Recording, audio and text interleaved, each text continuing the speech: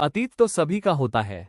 क्या कभी सोचा है, जब वर्तमान में अतीत सामने आता है तो क्या होता है? क्या होता है जब दिल का टुकड़ा इस तरह से डर डर की ठोकरें खाता हुआ बीच सड़क पर मिले? क्या होता है जब एक पति को ये पता चले कि उसकी पत्नी किस तरह डर डर की ठोकरें खा रही है, उसे घर से बाहर निकाल दिया गया? क्या बीती होगी उसे पति पर? क्या वजह रही होगी कि उसे इस तरह से सड़क पर फूल बेचने पड़े? आखिर कौन थी यह औरत आप और सब क्यों हुआ जानते इसके हैं, साथ ऐसा? हर ये इंसान जानने का के अपना लिए एक हमारे अतीत साथ होता इस है कहानी में बने और वो रहिए। अतीत जब सामने आ जाए तो वर्तमान हिल जाता है। वही हुआ गंगा नदी पर एक फूल बेचने वाली लड़की के साथ। गंगा नदी के किनारे फूल बेचने वाली एक लड़की की जिंदगी बहुत ही कांटों भरी हुई थी। लगभग 50 किलोमीटर दूर से वो सर पर गठरी लेकर बस के धक्के खाते हुए फूल बेचने के लिए गंगा नदी के किनारे पर आती थी और फिर शाम को वही बस का धक्का खाते हुए वापस अपने घर जाया करती थी। इस प्रकार वो अपने परिवार का पेट पालने का काम करती थी।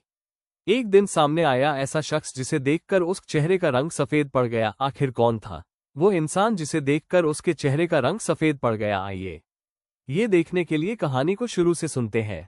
दरअसल बात आज से 10 साल पहले की है। रमेश और सीमा एक दूसरे से बहुत प्यार करते थे। परिवार वालों ने भी रीति रिवाज के साथ रमेश और सीमा की शादी कर दी थी।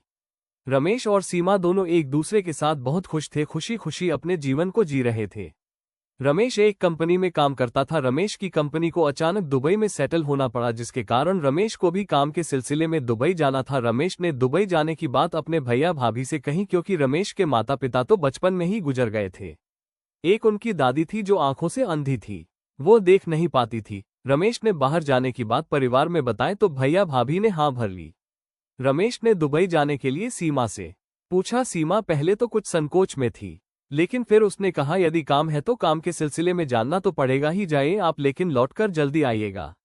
रमेश ने हंसकर कहा हाँ हाँ मैं जल्दी ही आने की कोशिश करूंगा। भैया भाभी ने कहा सीमा का ख्याल रखने के लिए तो हम हैं ना यहाँ, तुम जाओ और अपने काम पर ध्यान दो। रमेश थोड़ा सा तो अंदर से दुखी था क्योंकि परिवार को छोड़कर जा रहा था, लेकिन काम की वजह से जानना तो पड़ेगा ही, वरना इस महंगाई के जमाने में बैठकर खाने के लिए कहाँ से आएगा। वैसे भी आज के समय में नौकरी मिलना बहुत मुश्किल काम है। यदि मेरी नौकरी छूट जाएगी तो मैं यहाँ रहकर क्या करूंगा, अपने परिवार का पेट कैसे भरूंगा? ये सोचकर रमेश जानने की तैयारी करता है। अंदर ही अंदर वो दुखी होता रहता है, लेकिन सीमा उसे समझाते हैं आप इतनी टेंशन ना लो, सब ठीक हो जाएगा। आप हमेशा के लिए थोड़ी ना तो जा रहे हैं, काम खत्म हो जाए तब आ जाना।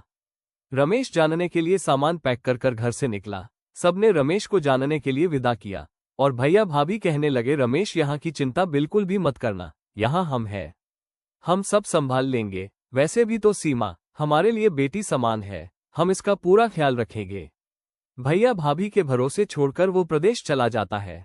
कुछ दिन तो अच्छे बीते, दोनों देवरानी जेठानी में बहुत प्यार था, लेकिन जैसे जैसे समय बीतता गया भैया भाभी का व्यवहार सीमा के प्रति बदल गया। घर का सारा काम करवाते, भरपेट खाना भी नहीं देते, हर छोटी बड़ी गलती के लिए उसे दोस्ती ठहरते। उसकी जिंदगी नरक बन गई थी। इसी तरह दिन बीते जा रहे थे। सीमा भी रमेश की इंतजार में अपने दिन कट रही थी। प्रदेश में नेटवर्क नहीं आता था तो रमेश ने वो सिम बंद कर दी। रमेश से अब कोई सीमा का कांटेक्ट भी नहीं हो पा रहा था। सीमा बहुत उदास रहने लगे। सीमा के साथ घर में नौकरों के जैसा व्यवहार किया जाने लगा। सीमा मन ही मन दुखी होती, लेकिन सब कुछ सहन करती रही, क्योंकि वो जानती थी कि काम खत्म करके रमेश जल्दी ही घर वापस आएंगे, तब सब ठीक हो जाएगा।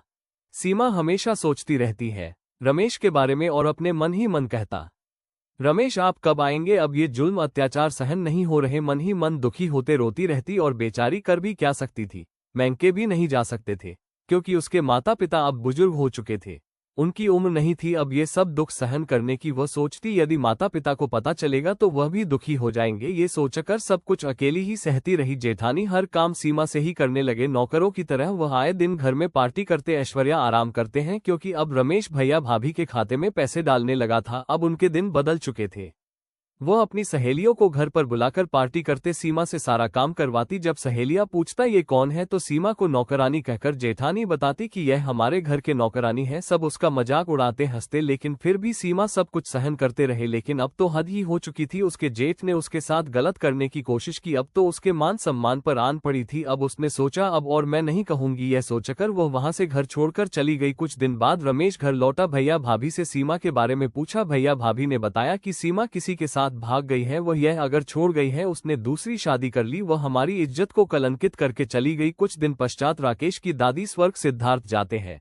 दादी के अस्थियां प्रवाहित करने के लिए रमेश गंगा जी पर जाता है। वहां देखा है कि कोई फूल वाली फूल बेच रही है और कह रही है, बाबूजी फूल ले लो, बाबूजी फूल ले लो, गंगा माँ की में बढ़ा देना, इससे बड़ा पुण्य लगेगा। रमेश को आवाज जानी पहचानी से लगे। उसमें पीछे मुड़कर देखा, वो कोई और नहीं बल्कि सीमा ही थी। सीमा रमेश को देखकर चौंक पड़े और फूट फूट करे रोने लगी। रमेश ने भी सीमा की तरफ देखा और कहने लगा, सीमा तुम यहाँ इस हाल में, ये सब कैसे हो गया? तब सीमा ने बताया किस तरह उसके भैया भाभी ने उसके साथ दुर्व्यवहार किया और उसे घर से बाहर निकाल दिया। सीमा रमेश के गले लगा कर फूट फूट कर रोने लगी। रमेश ने कहा, चलो मेरे साथ गाड़ी में बैठो, घर चलते हैं, ये सब कैसे हुआ? तब सीमा में बताया कि भाभी के चले जाने के बाद भैया ने मेरे साथ बदतमीजी की, जो मैं बर्दाश्त नहीं कर पाए, इसलिए मैं घर छोड़ दिया। अब मैं अपने माता पिता के साथ रहती हूँ। रमेश को ये बहुत बुरा लगा। सीमा को लेकर रमेश घर आ गया और भैया भाभी पर गुस्सा करने लगा। अब रमेश भैया भाभी से अलग होकर रहने लगा और सीमा से माफी मांगे कहने लगा, सीमा मुझे माफ कर दो, मुझे तुम्हें इस तरह अकेला इन लोगों के भरोसे छोड़कर नहीं जाना चाहिए था। अब रमेश और सीमा एक दूसरे के साथ खुशी खुशी रहने लगे। आपको ये कहानी कैसी लगी कमेंट में लिखकर जरूर बताएं। वीडियो अच्छी लगी तो लाइक करें। ऐसे ही और जानकारी पाने के लिए चैनल को सब्सक्राइब करें।